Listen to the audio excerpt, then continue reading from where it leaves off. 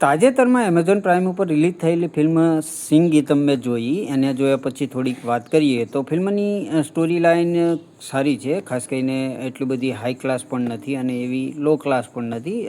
ખાસ કરીને એક સીન વાયરલ થયો હતો કે બહુ બધા એક કહેવાય ને કે એક માતા બાળકને જન્મ આપી રહી હોય છે ત્યારે બહુ બધા છે ને એને બચાવવા માટે મતલબ કહેવાય ને કે ઉપર ઊભા રહી જાય છે ને એ બધું સોનું થઈ જાય છે. મતલબ માણસો છે બધા સોનું થઈ જાય છે. આ સીને મને ખાસ કરીને કેન્દ્રિત કર્યો હતો અને ખાસ કરીને એ જોવા માટે જ હું આ ફિલ્મને જોવા ગયો. તો શરૂઆતથી એન્ડ સુધી આમ થોડી મજા આવે છે પણ બહુ બધી જગ્યાએ બોર પણ કરે છે.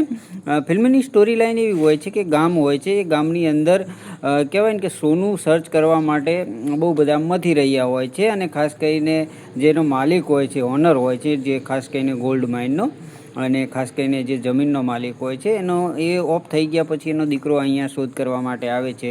અને ખાસ કરીને જે બતાવ્યું છે, જબરજસ્ત બતાવ્યું છે, એક ઝાડ છે, એ ઝાડ નીચે કહેવાય ને કે સર્ચ કરવાનું બાકી હતું. બાકી બધી જગ્યાએ સર્ચ કર્યું પણ સોનું મળ્યું નહીં. હવે ઝાડને કપાયા પછી જે ખાસ કરીને છોકરી હોય છે જે ઝાડને બચાવવાની કોશિશ કરતી હોય છે પણ નથી બચાવી શકતી. ત્યારબાદ એ શ્રાપ આપે છે ગામને અને બધાએ છે ને એ ગાવા લાગે છે અને જે બી કહેવાય ને કે બોલે ને સત્ય બોલવા માંડે છે. પછી જે ટ્વિસ્ટ એન્ડ ટર્ન્સ આવે છે, કોમેડી છે, ફેન્ટાસી છે અને બહુ બધી જગ્યાએ જોવાની મજા આવે છે. શરૂઆતથી એન્ડ સુધી આપણને કહેવાય ને કે જ્યારે એ ગાવાનું જ્યારે શ્રાપ આપવામાં આવે છે ને એ થોડો બોર કરે છે, કારણ કે લગાતાર ગાઈને જ વાત કરી રહ્યા હોય છે. ને બહુ બધું સારું છે કે એ પ્રમાણે જે ફિલ્મનો એન્ડ છે જબરજસ્ત છે, જેની અંદર એ કઈ રીતે સોનું બને છે અને પછી પાછા આવે છે કે નથી આવતા કે ગોલ્ડ જ બનીને રહી જાય છે, એ જબરજસ્ત જોવાની મજા આપે છે. બાકી વાત કરીએ ફિલ્મની સ્ટોરી લાઇન, શરૂઆતથી એન્ડ સુધી આપણને બહુ હાઈ ક્લાસ નથી લાગતી અને જોવાની ખૂબ મજા તો આવે છે. અને એન્ડમાં એક જોરદાર કેમિયો પણ છે કે જે એક સુપરસ્ટાર છે એનો કેમિયો છે, જે જોવાની જોરદાર મજા આવે છે.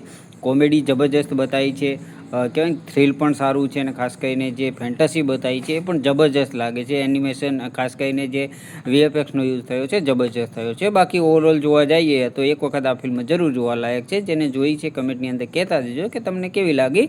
બાકી ના જોઈ હોય તો ફટાફટ એમેઝોન પ્રાઇમની અંદર હિન્દીની અંદર આવી જાય છે, ત્યાં જઈને તમે જોઈ શકો છો.